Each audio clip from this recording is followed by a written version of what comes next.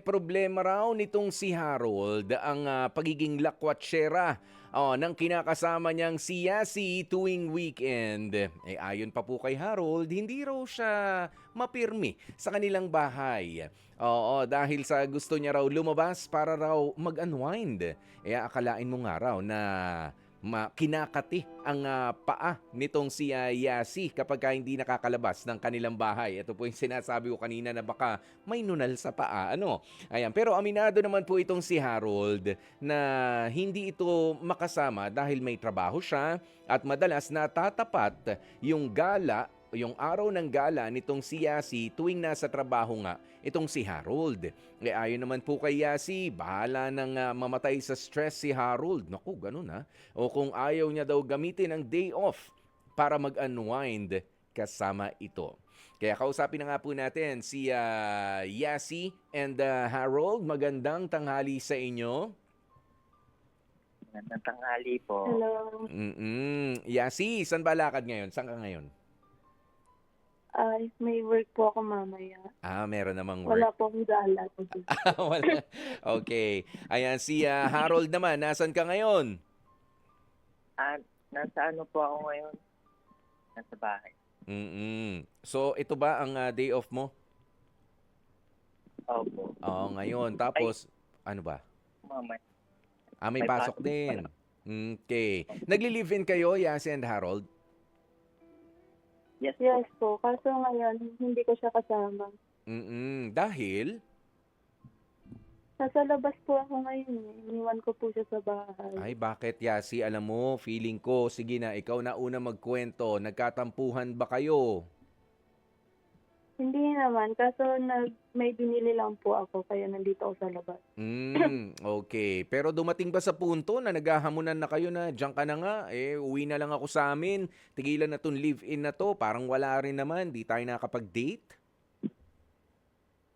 Minsan, naiisip ko lang pero hindi ko masabi sa kanya. Gano'n na ba kayo katagal na nagli-live-in, Yasi and Harold? 2 years. 2 years na po. Matagal-tagal na rin. At Yasi, kailan ba nag-umpisa na parang ang hirap ng hatakin nitong si Harold na lumabas naman kayo? Sabi mo nga ay para mag-unwind. First 3 months.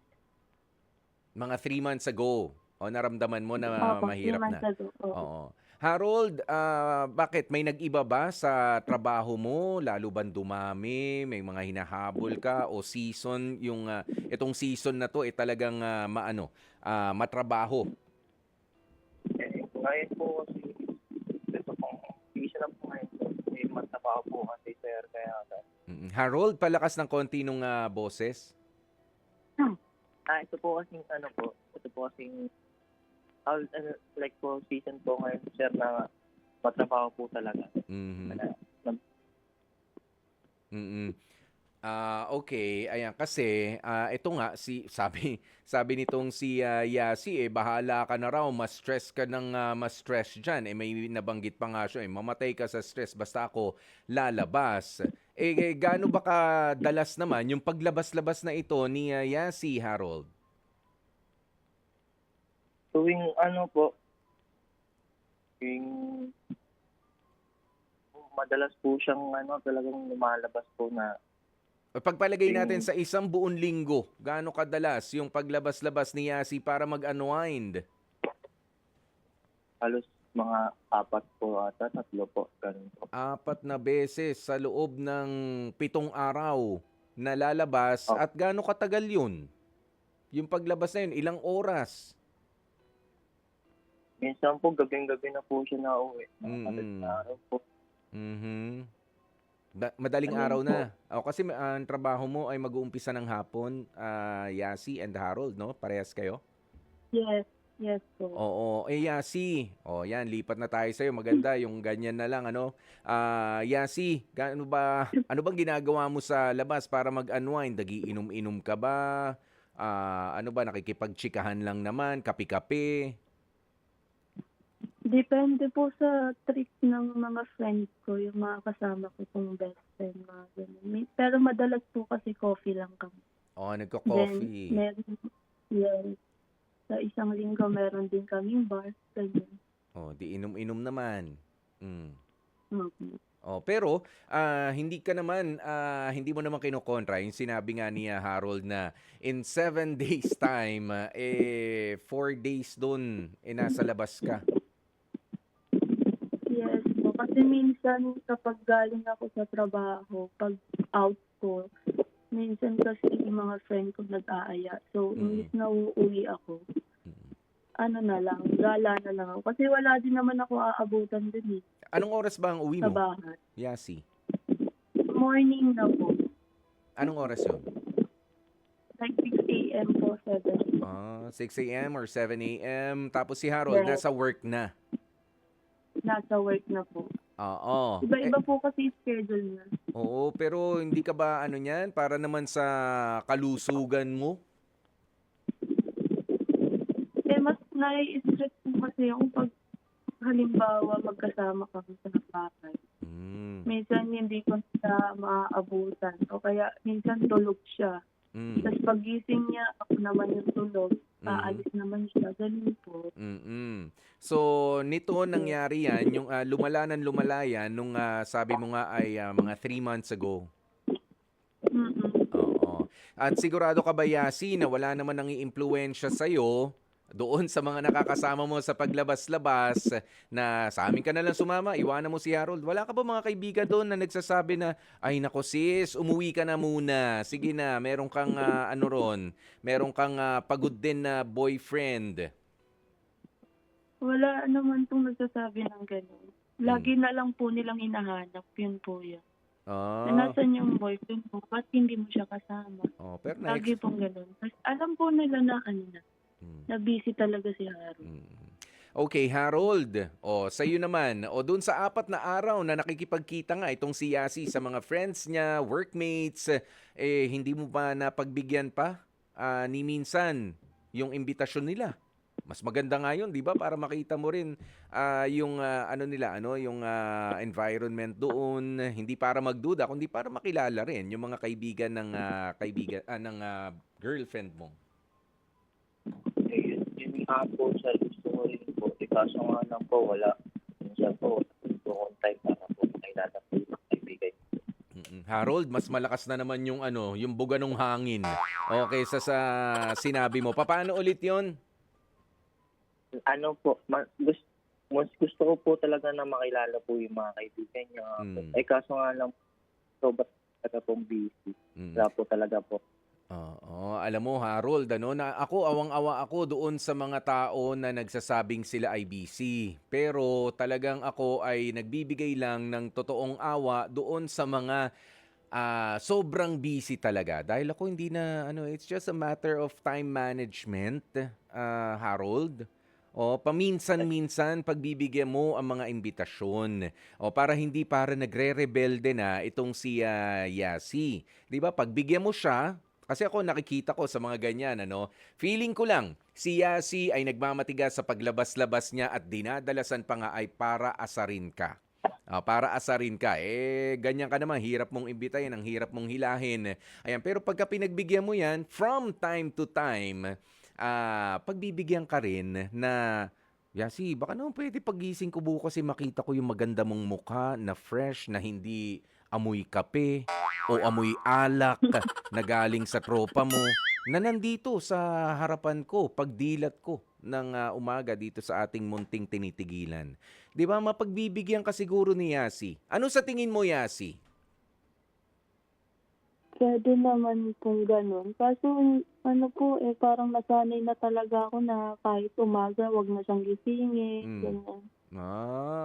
Maganda siguro rin kapagka akala ko naman kanina parang puwede pang i-reconcile yung ano, no, oo, sa mga pa-sweet na gano'n. Pero alam niyo, baka naman puwede na rin na mag-adjust kayo na si Yasi, bumalik ka na sa bahay niyo at ikaw, Harold, balik ka na lang rin sa bahay niyo.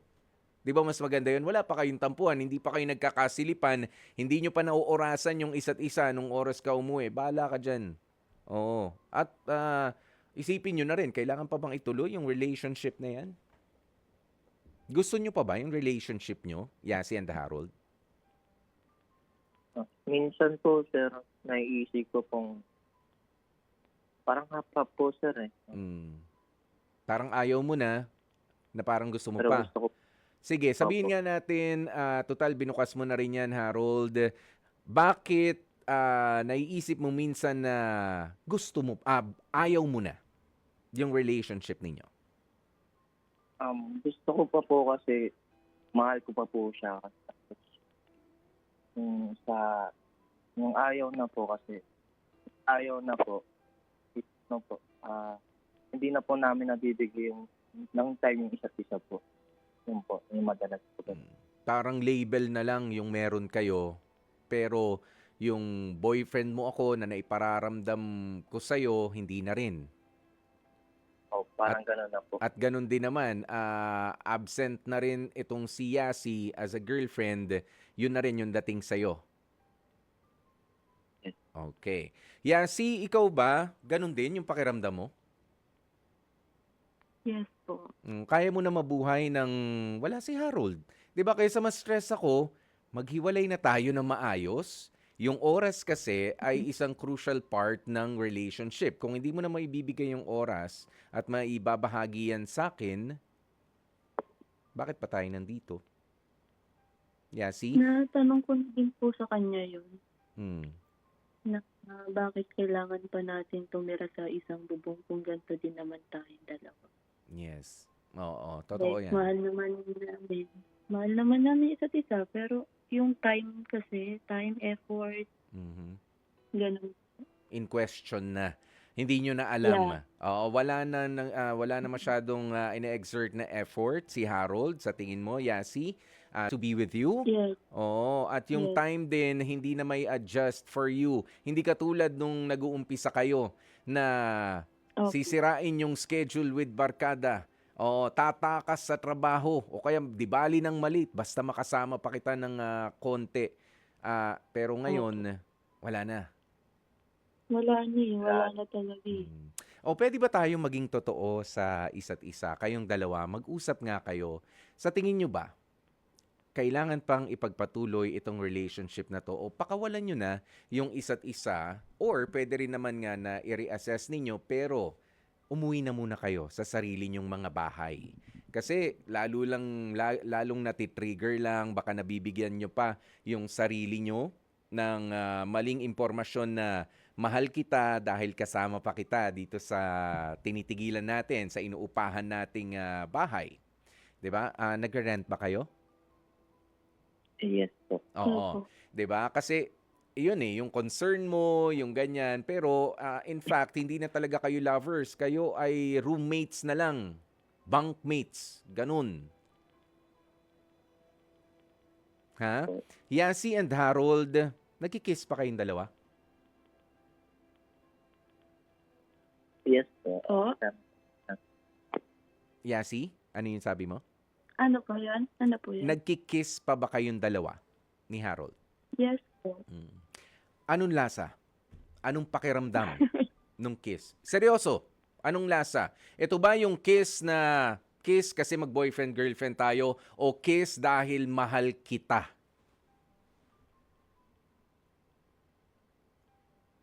Yasi, you first. Ano po? Ano na lang eh, parang for me na po parang dahil nga boyfriend na lang kita, ganun. Pero mahal ko po siya. Like, ganun po. Yung kiss na parang casual lang, ganun. Dry. Na kailangan kong ibigay ito kasi girlfriend mo naman ako. Ganun. Harold? Sa akin po, yung kiss na mahal pa po siya. Pero, parang, ayun na nga po, yung mahal ko po siya. Then, parang, yung pagsama po namin, parang wala na po. Parang wala na pong halaga. Ito ba, Harold, yung kiss na sinasabi mo ay yung kiss na i-kiss mo ko, okay lang. Hindi mo ko i-kiss, okay lang rin.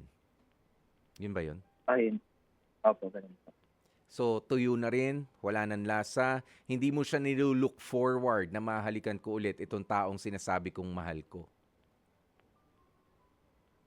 Yes po. Hindi na yon. Yasi and Harold, nasa sa inyo na ang desisyon. Meron pa ba kayong mga gustong sabihin para sa isa't isa? Go ahead. Harold, ikaw na mag-initiate ng pakikipag-usap kay Yasi. Maganda sigurong tanungin, ano ba, mag-uuwian na tayo sa sarili nating mga bahay at itutuloy pa ba itong relationship na ito? Go ahead, Yasi and Harold. Mm.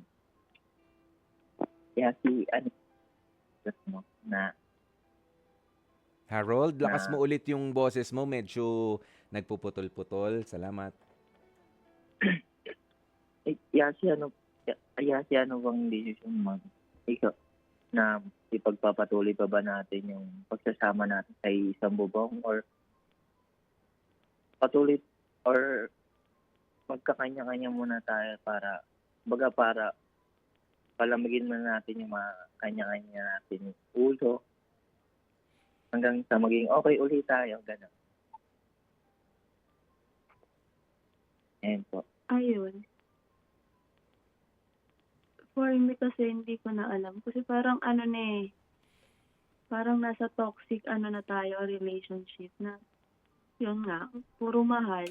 Ganyan. Kaso ano, parang mas mahalaga pa din sa akin yung kasama kita palagi. Siguro nga, kailangan muna nating magpahinga or ewan ko. Pero ganun na nga. Siguro kailangan natin magpahinga or umuwi muna tayo para malaman din natin malaman natin kung ano ba yung mali talaga, kung ano ba yung naging mali dun sa relationship natin dalawa. Kaso parang wala ni, uuwi ako ng bahay, hindi kita maramdaman. Na feeling ko, ganun din naman yung nararamdaman mo. Kaya nga lagi na lang ako naalis kasi nga, ganun nga yung pinaparamdam mo na hindi kita makasama. Ayun lang.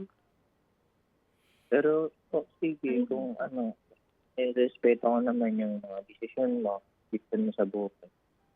Kung ganun yung mga na pa-realize ko, ay ngayon, na ganun na nga nangyayari. Sorry.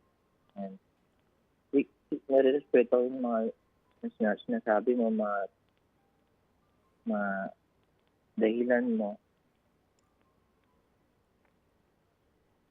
Sige, pwede naman. Parang magkanya-kanya na muna tayo. Gano'n. At dahil nga sa narinig ko na magkanya-kanya na muna tayo, kayo bang dalawa ay nag-agree na para sa isang heart o HEART decision? Ano ang desisyon na ito? Tutuldo ka na ba? O susubukan pa ulit? Yasi and Harold, please, sagutin nyo na ito. Half po. Half and half Opo. para kay Yasi. Yes. May sasabihin kay Yasi? Yun lang po. O sige, maraming salamat sa inyo. Parang dama namin na mga nakikinig, yung bigat at yung labo din. Pero alam niyo yun, parang gusto pang bigyan ng pag-asa. Pero parang mahirap na. But then again, half and half ang kanilang desisyon. Itong si Yasi and si Harold. Ayan, pag-usapan nyo ng masinsinan yan. And I hope, Harold, bigyan mo ng panahon itong pag-uusap na ito with Yasi at Yasi. Sana naman sa pag-uusap ninyo ay hindi ka galing sa night out with your friends para naman para fair kay Harold, okay? May tamang pahinga ka rin. Ha? Opo. Yasi and Harold, maraming salamat sa inyong kwentong ibinahagi sa atin ngayon na hindi lang silang dalawa nakakaranas. Alam natin na meron pang iba dyan na mga nakikinig na nakarelate dito. Mga kapatid, dito tayo sa totoo. Dito na tayo sa True FM. Mag-subscribe at mag-follow na sa social media accounts at True Network PH sa FB, Instagram, X na dating Twitter, YouTube, TikTok, and podcasts.